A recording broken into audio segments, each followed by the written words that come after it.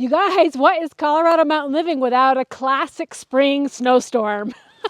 We are having another blizzard and, well, it's almost May. We might be getting anywhere from 1 to 2 feet today, but I'm going to try to take a look and see. Oh, we're over 8 inches right here. The funny part is Bryan's not even here. He went skiing and had to stay, and he might not even make it back today. We're not even sure if the interstate's open or if there's closed sections or what's going on. So now it's up to me and Vigo to kind of keep the homestead looking good, and I got to do some plowing. So what's it going to be? The tractor and the snowblower or the U-Force? Since we're actively in the storm, it'd be nice to have a cab, and because this snow is really heavy and dense, that's more appropriate to use the plow than to try to blow the snow, and I don't want to pick up any gravel off the driveway. So I'm going to try out the U-Force, get some plowing done, and if Bryan makes it home, at least he'll be able to get up the driveway.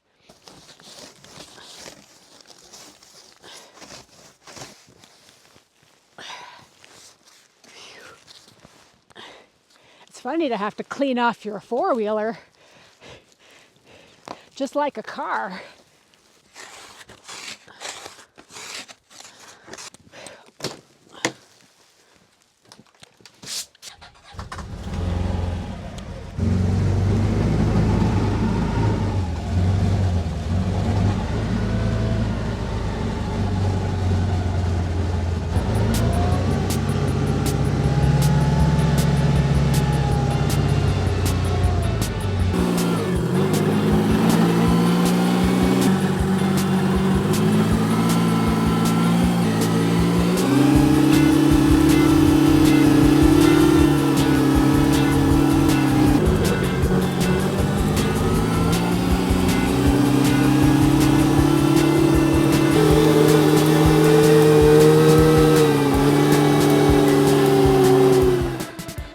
Probably not as thorough as Bryan usually does it, but at least he'll be able to get his truck up the driveway if he comes home today.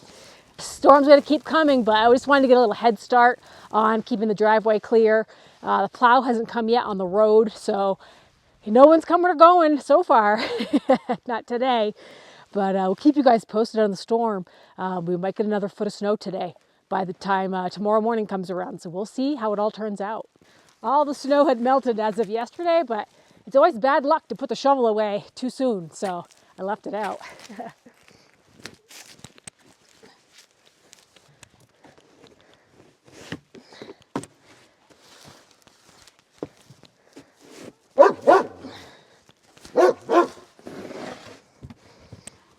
Hey, what are you doing? You want to go back inside?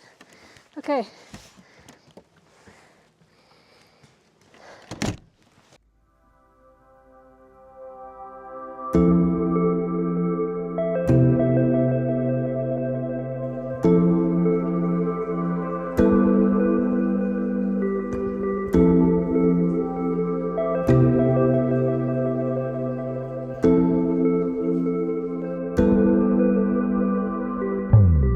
Well, folks, here we are the day after the storm.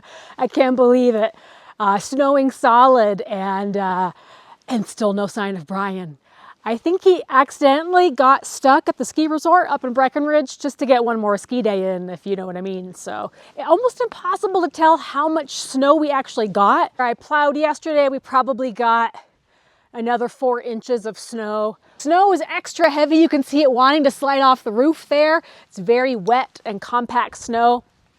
In fact, yesterday all day I kept hearing the snow sliding off the roof, and it sounded like an elephant trampling through the jungle or something. It was very noisy. Vigo likes it when it snows though, doesn't he? But we weathered the storm, and Bryan got to end his ski season with some pretty incredible fresh pow-pow. For folks that like to ski, they know that's the best. But the forecast for this week has 50 degrees and sunny. This snow will be a distant memory unless we get more snow in May. So we're going to keep our eyes peeled for Bryan. I have a feeling he's coming back this morning. He hasn't told me for sure, but he might be trying to skip out one more ski day. We'll see. I think I spy Bryan. I think he's coming up the driveway. Let's go surprise him. I think he's going to be here. I think he's coming up the driveway. Hopefully he can make it. Hopefully he's been plowed enough. Whoa! Just enough plowing.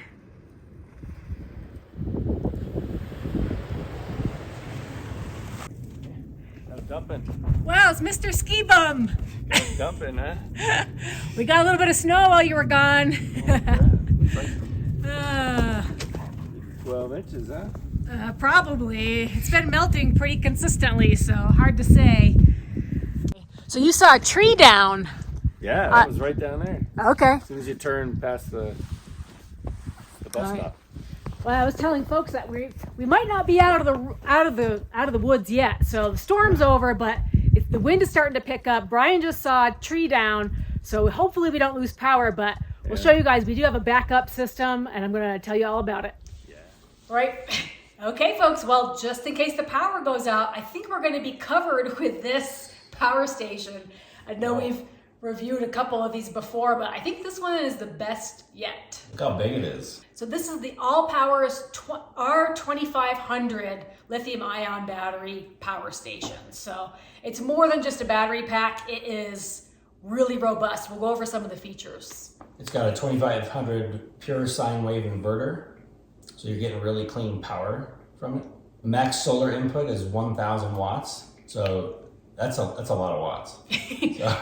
In fact, they sent us their 400 watt solar panels, and we'll open those up and just show you how massive they are. So there's multiple ways that you can charge this battery pack. You can use just AC power, plug it in. You could also charge it with a generator. You can charge with a car. You could plug into AC power and into solar power and charge in half the time. You can charge this full 2500 watt power station in 1 hour using both the solar and the AC. Yeah, so if you're camping and then you're moving, you're changing locations, and you got this in your truck or your 4Runner or something like that, you plug it into the 12 volt as you're driving to the next location, and you're staying charged. So that's a great way to go. So in the case of a storm, if you had somebody that was really dependent on something electrical, like some medical equipment, this actually can run 15 minutes uninterrupted power for a home backup system. Something else that's important is that you can daisy chain multiple ones of these together.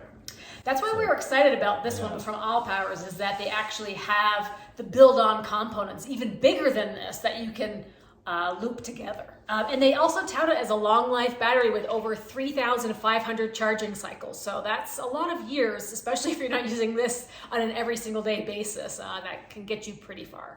You'll notice all the outlets, though, this is the first time we've seen this, that all the outlets have a waterproof cover on them. So this is a silicone type cover.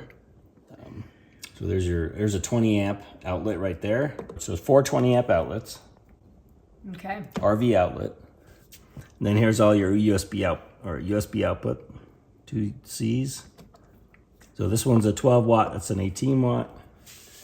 And then here's your DC outputs, and then there's some other type of 12 volt outputs there. It tells you your percentage of battery charge, your watt input, watt output, and how many days you've got remaining. If you come over to the side, there's a nice little feature where the overload protection, kind of cool that it's got that overload breaker protection built right in. And on the other side, we've got more ports. These are for expanding your battery to get even more. Our 2500 is compatible with several of their other models, and we can show you that on their website. So taking a closer look at the solar packet itself, first of all, it's pretty heavy. It is, yes. It's got to be 30 pounds. They've really secured it with some straps there. All right, it's all folded up, so the straps keep it from unfolding. Okay. Got a heavy-duty handle on it. Looking pretty good. It's like a partly cloudy day, a little bit of sun, but how much power are we getting in here? It's climbing up to 288, 346, Nice. 394. So we're hitting close to 400. Yeah. Getting there it is, 400 it hit. 401 watts. There we Input, go. 411, 416.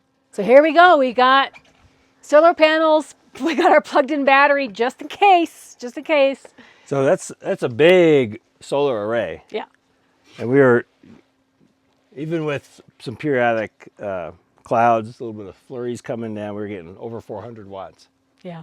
So Definitely impressive because the ones we've seen before were a lot smaller and we were struggling to get 100 watts, but getting 400 is pretty impressive. yeah, so if you're out camping, this is the way to go for sure. And as compact as it is, you see how much it folds right up into one solar panel width. Yeah. Shove it under your mattress. We do that in our camper. We'll throw things under the mattress. So But it's AllPowers, guys. We're going to put a link in the video description so you can check it out. So if you're looking for one for your home or RV, for sure, we recommend this one because of the size and its compactness and its power. It's pure power. yeah, 2,500 watts. Yeah. 400 watts of solar panels. We are wanting to make our greenhouse that we're going to build this summer entirely off grid. So we're planning on using these for powering some of the stuff inside. I think people might be wondering, Brian, about your trip this weekend, you know, where you got stuck on the mountain. Oh yeah, I got stuck all right. Stuck skiing for 2 days. I think there's a little bit of footage we'll throw in of Brian skiing all around Breckenridge and stuff, but yeah, it was a good end to the season. That was my last day yesterday, last weekend.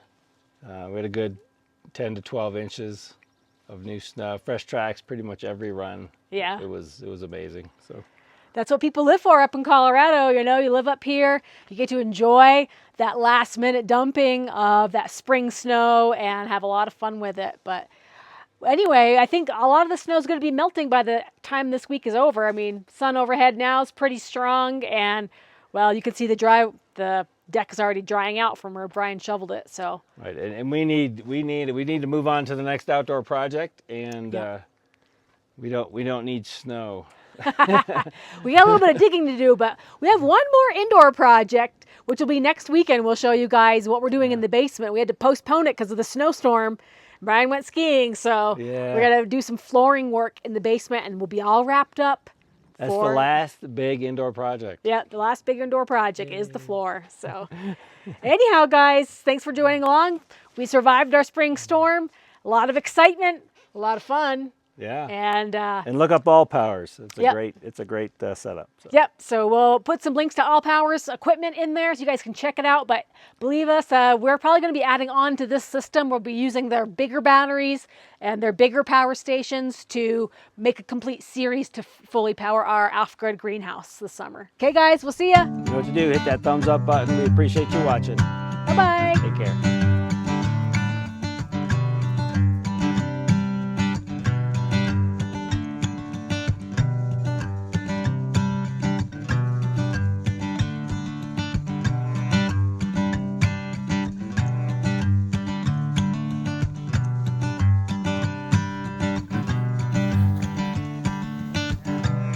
Nah.